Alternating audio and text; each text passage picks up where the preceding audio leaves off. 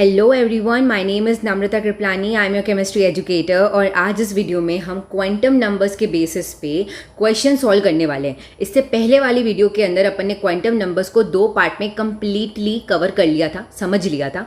अब आज हम इसका एप्लीकेशन पार्ट देखेंगे कि जो भी हमने पढ़ा, जो भी हमने समझा, उसको अपन क्वेश्चन में कैसे यूज़ कर सकते हैं। बेसिकली क्वेश्चंस करना सीखेंगे।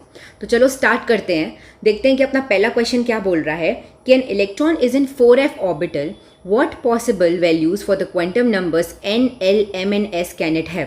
ठीक है, तो देखो सबसे पहले ये क्या बोल रहा है कि तुम्हारा जो इलेक्ट्रॉन है ना वो 4f ऑर्बिटल के अंदर प्रेजेंट है। ठीक है, अब इसके बेसिस पे तुम्हें ये बताना है कि उसकी n की वैल्यू क्या होगी। अब n की वैल्यू क्या मतलब प्रिंसिपल क्वांटम नंबर क्या होगा, l मतलब एजीम्यूथल क्वांटम नंबर क्या होगा, m का मतलब मैग्नेटिक क्वांटम नंबर क्या होगा और s का मतलब स्पिन क्वांटम नंबर क्या होगा। मतलब बेसिकली इसको यूज़ करके तुम्हें सारे क्वांटम नंबर्स की वैल्यू फाइंड आउट करनी है। आसानी से हो जाएगा। सबसे पहले ध्यान दो कि सबसे पहले जो ये 4 लिखा हुआ है वो तुम्हें ये क्या बता रहा है, वो बता रहा है कि तुम्हारा इलेक्ट्रॉन कौन से शेल में प्रेजेंट है, और जो f है वो क्या बता रहा है, वो कौन से सब शेल में प्रेजेंट है। ठीक है, तो इन दोनों को यूज़ कर हम शेल और सब शेल तो निकाल सकते हैं। मतलब शेल जो है उसको अपन n से डिनोट करते हैं, तो वो उसकी वैल्यू तो क्या हो गई 4th, मतलब कि तुम्हारा जो इलेक्ट्रॉन है वो 4th नंबर एनर्जी शेल या एनर्जी स्टेट के अंदर प्रेजेंट है। करेक्ट। अब f जो है मतलब अब l की वैल्यू जो है उसका मुझे सिंबल दे रखा है, दैट इज़ f। अब हमें पता है कि जो l की वैल्यू है हमारे कोर्स में सिर्फ 4 है, 0, 1, 2 एंड 3। 0 के लिए अपन s यूज़ करते हैं, 1 के लिए अपन p यूज़ करते हैं, 2 के लिए अपन d यूज़ करते हैं और 3 के लिए अपन f यूज़ करते हैं। ये बातें हमें पता है, सही है। अब हमें यहाँ पे क्या बोला है, f सब शेल की बात करिए, मतलब l की वैल्यू क्या हो जाएगी 3 हो जाएगी। करेक्ट, n और l तो निकल गया। अब अपन को क्या निकालना है, magnetic quantum number. Magnetic quantum number की वैल्यू किस पे डिपेंड करती है, याद करो, वो l पे डिपेंड करती है। मतलब कि एजीम्यूथल क्वांटम नंबर कैसे निकालते हैं, -L2 + L निकालते हैं। अब यहाँ पे l की वैल्यू क्या है 3 है, तो -3 से लेकर +3 तक अपना आंसर होगा। इसका मतलब ये है कि -3, -2, -1, 0, +1, +2 एंड +3।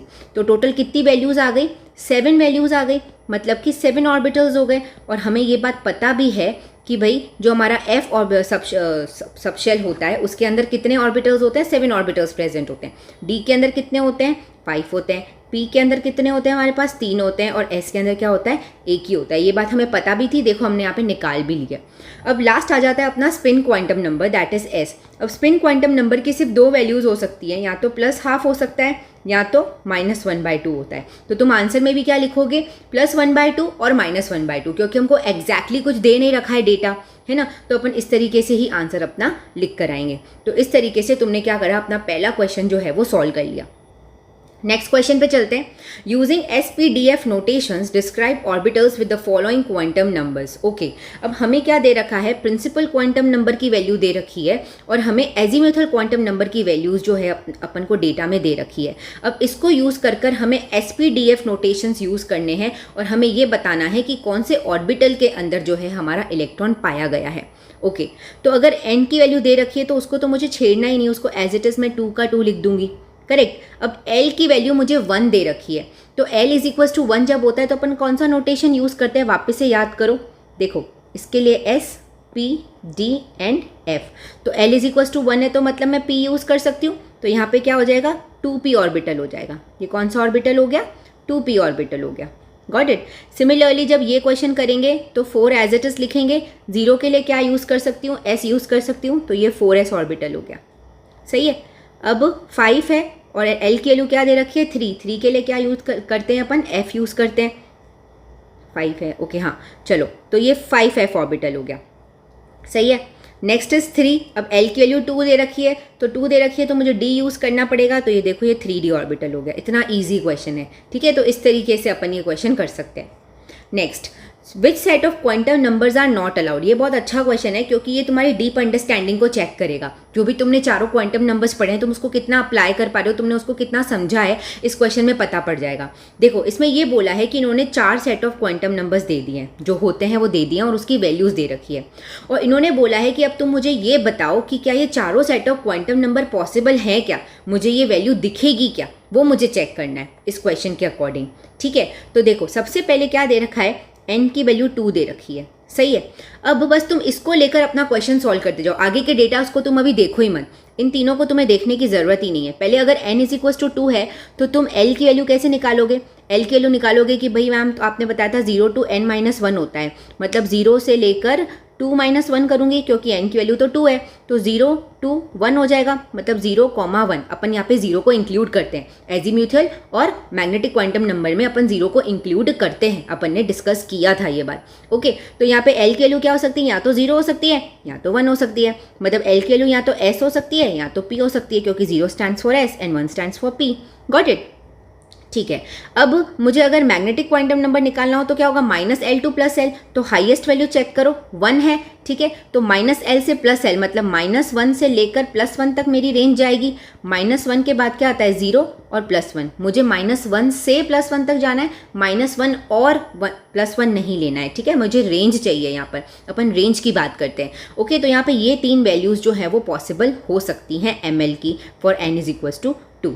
और स्पिन क्वांटम नंबर जो है वो तो +½ लिखो चाहे -½ लिखो, कोई दिक्कत नहीं है, ठीक है। अब तुम मुझे बता दो कि इन चारों में से जो भी तुमने निकाला उसमें से एक भी वैल्यू अगर तुम्हें इसमें दिख गई ना तो ये क्वांटम नंबर पॉसिबल है। देखो n इज इक्वल टू 2 है तो l की वैल्यू 2, अरे भाई l की वैल्यू 2 तो हो ही नहीं सकती है, l की वैल्यू तो सिर्फ 1 तक जा सकती है, तो मतलब आगे जाने की ज़रूरत ही नहीं है, ये क्वांटम नंबर तुम्हारा पॉसिबल नहीं होगा। ये तुम्हें ऐसी वैल्यूज़ कहीं देखने को मिलेगी ही नहीं, क्योंकि अगर n की वैल्यू 2 है तो l की वैल्यू 0 या फिर 1 हो सकती है, 2 तो कभी भी नहीं हो सकती है, तो मतलब ये क्वांटम नंबर अलाउड नहीं है। Got it? सिमिलरली अब अपन नेक्स्ट क्वेश्चन करें। देखो नेक्स्ट क्वेश्चन अपने फर्स्ट वाले ऑब्जर्वेशन से ही हो जाएगा। n की वैल्यू 2 है तो l की वैल्यू 1 हो सकती है क्या? डेफिनेटली हो सकती है। चलो ये भी पॉसिबल है, ये भी पॉसिबल है। अब आगे जाएंगे। अब m is equal to -1, m is equal to -1 हो सकता है क्या? डेफिनेटली हो सकता है। और s इज इक्वल टू +½ और -½ दोनों में से कुछ हो सकता है, तो मतलब ये जो है अपना अलाउड है। ये वाला क्वांटम नंबर क्या होगा? अलाउड होगा, मतलब इसकी ऑब्जर्वेशन हमें दिखेगी। ओके, नेक्स्ट देखो यहाँ पे n इज इक्वल टू 2 है, l इज इक्वल टू 0 है, m इज इक्वल टू 0 है, s इक्वल टू +1/2, ठीक है। n इज इक्वल टू 2 के लिए l की वैल्यू 0 हो सकती है, m की वैल्यू क्या हो सकती है? 0, वो भी हो सकती है, और s +½ या -½ ये भी हो सकता है, मतलब ये भी क्या हो गया हमारा? अलाउड हो गया। अच्छा, अगर इधर n की वैल्यू 1 होती, ठीक है, अगर यहाँ पे n की वैल्यू 1 होती और l की वैल्यू एज इट इज़ 0 होती, m की वैल्यू 0 होती और s की वैल्यू +1/2 होती, तो क्या ये अलाउड होता कि नहीं होता? तुम खुद सोचो। अगर n की वैल्यू 1 है तो l की वैल्यू क्या हो सकती है? 0 to n - 1, मतलब कि सिर्फ 0 हो सकती है। ओके, और m की वैल्यू क्या हो सकती है? वो भी 0 ही होगी, और s की वैल्यू क्या होगी? +1/2 या -1/2। तो n की वैल्यू 1 के लिए l और m 0 हो सकते हैं, l और m 0 हो सकते हैं, और ये +1/2 -1/2, मतलब ये वाला भी क्वांटम नंबर क्या होगा? अलाउड होगा। ये क्वांटम नंबर भी क्या होगा? अलाउड होगा। तो इस तरीके से हमने अपना नेक्स्ट क्वेश्चन भी कर लिया। चलो अब एक और क्वेश्चन पे चलते हैं। Write down the quantum numbers n, l, m for the following, मतलब अपन को कुछ डेटा गिवन है, उसके हिसाब से हमें इसी को देखकर बताना है कि इसके लिए n की वैल्यू क्या होगी, l की वैल्यू क्या होगी, और m that is magnetic quantum number की वैल्यू क्या होगी। तो देखो सबसे पहले यहाँ पे जो तुम्हें थोड़ा सा चीज़ें थोड़ी सी डिफरेंट दिख रही होगी, वो ये दिख रही होगी जो ये मैंने लिखा हुआ है यहाँ पर, ये वाली चीज़ dx² - y², dz² और pz तो फिर भी तुमने सुना है, बट dx² - y² और dz² जो है वो तुमने नहीं सुना है। तो देखो सबसे पहले उसके बारे में डिस्कस करते हैं। देखो हमें पता है कि हमारे पास जो है वो 4 तरीके के सबशेल्स होते हैं, s, p, d और f। ऐसे तो बहुत सारे होते हैं लेकिन हमारे कोर्स में इतने ही हैं। इसके लिए l की वैल्यू क्या होती है? 0, 1, 2 और 3 होती है, सही है। फिर अपन ने इस सब शेल के अंदर कितने ऑर्बिटल्स, मतलब कितने ओरिएंटेशंस पॉसिबल है, वो अपन ने ml की वैल्यू से निकाला था, ठीक है, जो -l से लेकर +l तक उसकी रेंज होती है, उस हिसाब से हमारे पास नंबर ऑफ ऑर्बिटल्स आते हैं। तो जब हमने ये चीज़ कैलकुलेट करी थी तो s के लिए मेरे पास क्या रहा था? सिर्फ 0 वैल्यू आ रही थी। p के लिए मेरे पास कितनी वैल्यूज़ आ रही थी? 3 आ रही थी। d के लिए कितनी आ रही थी? 5 आ रही थी। और f के लिए आ रही थी टोटल 7, ठीक है। तो s के अंदर मैंने बोला था कि सिर्फ एक ही ऑर्बिटल जो है वो प्रेजेंट है, ओनली 1 ऑर्बिटल जो है वो प्रेजेंट है। Got it? p के अंदर 3 वैल्यूज़ आ रही थी, है ना, कौन सी आ रही थी? -1, 0 और +1, ठीक है। तो फिर मैंने जब अपन वो क्वांटम नंबर्स पढ़ रहे थे तो हमने ये बोला था कि इसको अपन ने एक नोटेशन भी डिज़ाइन किया है, मतलब इसको डेजिग्नेट किया है एक नोटेशन से, जैसे कि px, py and pz, depending upon उसके ओरिएंटेशन के बेसिस पे उन्होंने साइंटिस्ट ने ये नाम जो है वो दिया है कि 3 ऑर्बिटल्स होते हैं जिनका नाम होता है px, py और pz। तो उसी तरीके से क्या होता है कि जो d ऑर्बिटल्स है ना, जिसकी हमारे पास 5 वैल्यूज़ आई थी, 5 वैल्यूज़ कौन सी आई थी? -2, -1, 0, +1 और +2, इस तरीके से 5 ऑर्बिटल्स आए थे अपन के पास डी के। तो उसके लिए भी क्या हुआ था, कुछ नोटेशन डिज़ाइन किए गए हैं। देखो -2 जो है वो dxy को डिनोट करता है, -1 जो है वो dyz को डिनोट करता है, 0 जो है वो dxz को डिनोट करता है, +1 जो है वो dz² को डिनोट करता है, और +2 जो है वो dx² - y² को डिनोट करता है। तो बेसिकली हमने क्या रख दिया है, ml की वैल्यूज़ के बेसिस पे, हमने ओरिएंटेशन के बेसिस पे कि वो किस तरीके से हमें स्पेस में दिख रहे हैं, उस हिसाब से हमने क्या रखा है, उसके जो है वो नोटेशंस, मतलब उनके नाम रख दिए हैं बेसिकली। तो ये जो dx² - y², dz², ये सब क्या है, ये जो ऑर्बिटल्स है ना, उनके नाम हैं। गॉट इट, कि भाई डी में 5 ऑर्बिटल्स तो होते हैं, लेकिन 5 ऑर्बिटल्स का नाम क्या क्या है, उस हिसाब से अपन इसको जान सकते हैं कि dxy होता है, dyz होता है, dzx होता है, dx² - y² होता है, dz² होता है। ठीक है, अब तुम बोलोगे कि मैम आप f का भी बताओ, तो देखो f का जो स्ट्रक्चर है ना, वो अपने आप में ही बहुत ज़्यादा कॉम्प्लेक्स होता है, तो इसलिए अभी तक इसके बारे में कुछ ज़्यादा जाना नहीं गया है, इसलिए अपन सिर्फ यहाँ पर इसको यहाँ तक ही रिस्ट्रिक्ट करते हैं जब नेमिंग की बात आती है। तो ठीक है, बस हमें ये पता है f ऑर्बिटल के बारे में कि भाई उसका स्ट्रक्चर काफ़ी कॉम्प्लेक्स है, और उसके अंदर जो ऑर्बिटल्स होते हैं वो कितने होते हैं, 7 ऑर्बिटल्स जो हमें देखने को मिलते हैं। Got it. अब ये इन्फॉर्मेशन मिल गई है, तो इसके बेसिस पे अब हम क्या करेंगे, इसके बेसिस पे अपन अपना ये क्वेश्चन जो है वो सॉल्व करने की कोशिश करते हैं। ओके, चलो स्टार्ट करते हैं। तो पहला क्या बोल रहा है, 3dx² - y²। ओके, तो मुझे n की वैल्यू बतानी है, तो उसमें तो कोई दिक्कत ही नहीं है, n की वैल्यू तो यही है, 3 है। ओके, अब L की वैल्यू जो है वो क्या हो जाएगी, अब d ऑर्बिटल को देखो, x² - y² को मत देखो, d ऑर्बिटल के लिए L की वैल्यू क्या होती है, d ऑर्बिटल के लिए L की वैल्यू होती है कितनी, सॉरी ये L की वैल्यू है, ये ml की वैल्यू है, d ऑर्बिटल के लिए L की वैल्यू होती है 2, तो मतलब यहाँ पे आंसर क्या आ जाएगा 2। और अपन को क्या बताना है, m की वैल्यू बतानी है। तो m की वैल्यू कैसे बताओगे, अपन को यहाँ पे स्पेसिफिकली पूछा है m की वैल्यू क्या होती है, तो x² - y² है। तो देखो x² - y² के लिए m की वैल्यू क्या है, ये सारी ml की वैल्यू ही तो है, ये सब ml ही तो है। ठीक है, तो ये +2 आ गई इधर आंसर, इस तरीके से निकलेगा। अच्छा, अब ये ट्राई करते हैं। अब n = यहाँ पे क्या होगा, 4 होगा। L की वैल्यू, अब क्योंकि d ऑर्बिटल ये, तो L की वैल्यू तो 2 ही होने वाली है। अब यहाँ पे m की वैल्यू कैसे निकालोगे, dz² है, तो dz² के लिए m की वैल्यू क्या होती है, +1 होती है, तो यहाँ पर अपन क्या लिख देंगे, +1 लिख देंगे। Okay, next is 2pz, n = तो 2 है, L की वैल्यू यहाँ पर अब क्या हो जाएगी, p के लिए L की वैल्यू इज़ 1, तो यहाँ पे हमने 1 लिख दिया। अब pz पूछा है और m बोला है, तो देखो p की बात करें तो अपने पास तीन ऑर्बिटल्स होते हैं p के अंदर, -1, 0 और +1। इसको क्या बोलते हैं, dx, dy और dz कहते हैं। अपन को यहाँ पे p लिखना था, वेरी सॉरी, 0 +1, इधर px, इधर py और इधर pz हो जाएगा। pz के लिए अपने पास कितनी वैल्यू है, +1 है, तो देखो ये हमारा आंसर जो है वो आ गया। इस तरीके से हमें ये क्वेश्चन को सॉल्व करना था। Got it. नेक्स्ट क्वेश्चन पे चलते हैं। Which of the following set of orbitals are not possible, इधर आर आएगा, आर नॉट पॉसिबल, मतलब यहाँ पे कुछ तुम्हें ऑर्बिटल्स के नाम दे दिए गए हैं। ओके, अब ये पूछ रहे हैं कि जो भी हमने नाम दिए हैं क्या वो एक्चुअल में पॉसिबल हैं या सिर्फ तुमने ऐसे लिख दिया है। ओके, हमको देखनी है इनकी पॉसिबिलिटी का क्राइटेरिया, देखना है कि पॉसिबल हो सकते हैं कि नहीं हो सकते हैं। तो ये भी क्वेश्चन तुम्हारी क्वांटम नंबर्स की अंडरस्टैंडिंग को ही चेक करने वाला है ओवरऑल। ठीक है, तो देखो यहाँ पे n की वैल्यू 1 है, अब n की वैल्यू 1 है तो उसके अंदर l की वैल्यू क्या हो सकती है, सिर्फ 0 हो सकती है। ओके, 0 to n - 1 होती है, तो 0 to 1 - 1 हो जाएगा, दैट इज़ 0। तो मतलब l इज़ ओनली s, इसको अपन ऐसे डिनोट करते हैं।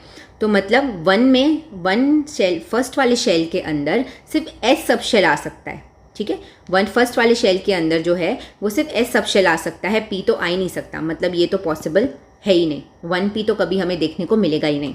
सिमिलरली जब अपन 3 पे देखते हैं तो n की वैल्यू अगर 3 है तो l की वैल्यू जो है वो क्या हो सकती है, 0 to n - 1, 0 to n - 1 मतलब 0, 1 and 2, 3 - 1 is 2, तो मतलब s हो सकता है, p हो सकता है, d हो सकता है। 3 के साथ s हो सकता है, 3 के साथ p हो सकता है, 3 के साथ d हो सकता है, लेकिन 3 के साथ f कभी नहीं हो सकता, तो मतलब ये भी पॉसिबल नहीं है।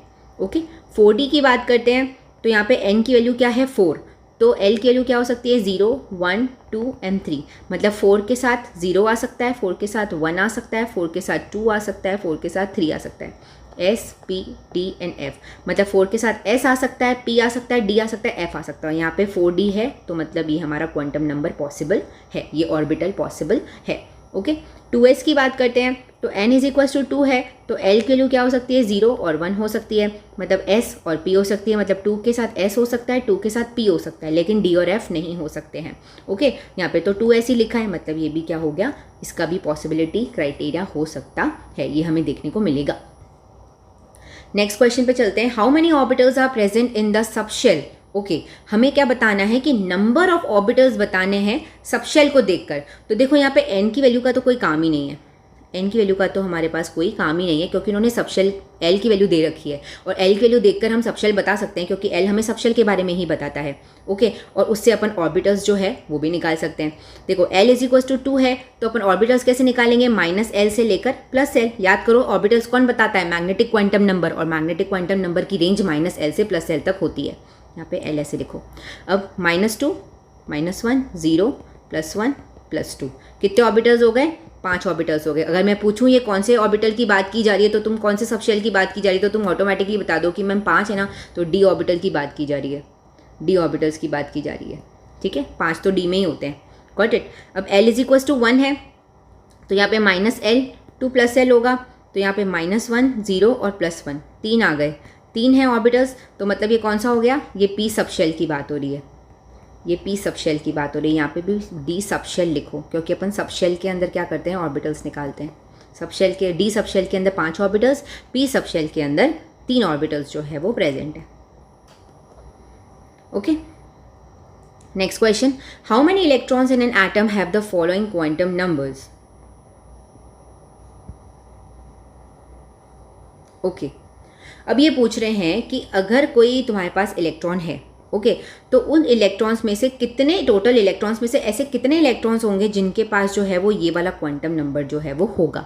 तो बेसिकली वो तुम्हें क्या निकलवाना चाहते हैं, नंबर ऑफ इलेक्ट्रॉन्स निकालना चाहते हैं। और हम जानते हैं कि प्रिंसिपल क्वांटम नंबर ने हमें ये बताया था कि किसी भी शेल के अंदर अगर मुझे मैक्सिमम नंबर ऑफ इलेक्ट्रॉन्स निकालने हैं तो 2n² से मैं निकाल सकती हूँ। ठीक है, तो यहाँ पे मुझे n की वैल्यू दे रखी है, मुझे इसकी ज़रूरत ही नहीं है। l की वैल्यू की क्या, l की वैल्यू की भी ज़रूरत नहीं है, ms की भी ज़रूरत नहीं है, मैं n के बेसिस पे ही क्या निकाल लूँगी, नंबर ऑफ इलेक्ट्रॉन्स निकाल लूँगी। ओके, तो 2 × n दैट इज़ 4 का स्क्वायर, तो 4 4 ज़ा 16, 16 2 ज़ा 32 इलेक्ट्रॉन्स होंगे इसमें। l इज इक्वल टू 0, मतलब नहीं, n के वैल्यू 3 है तो 2 × 3 का स्क्वायर दैट इज़ 9 × 2 18, इधर 18 इलेक्ट्रॉन्स आ जाएंगे। बस इतना सा क्वेश्चन था ये। सो इसी के साथ अपन ने अपने क्वांटम नंबर्स के क्वेश्चंस जो हैं वो सॉल्व कर लिए हैं। आई होप तुम्हें ये चीज़ समझ में आई होगी, तुम्हें देखा होगा कि किस तरीके से अप्लाई करना होता है, और जो हमने समझा है इंडिविजुअली भी कैसे पूछते हैं, और ओवरऑल मिक्स करके सारे क्वांटम नंबर्स को भी कैसे क्वेश्चंस जो है वो आते हैं। ठीक है, and thank you so much for watching. और अगर कोई भी प्रॉब्लम तो please let me know in the comment section.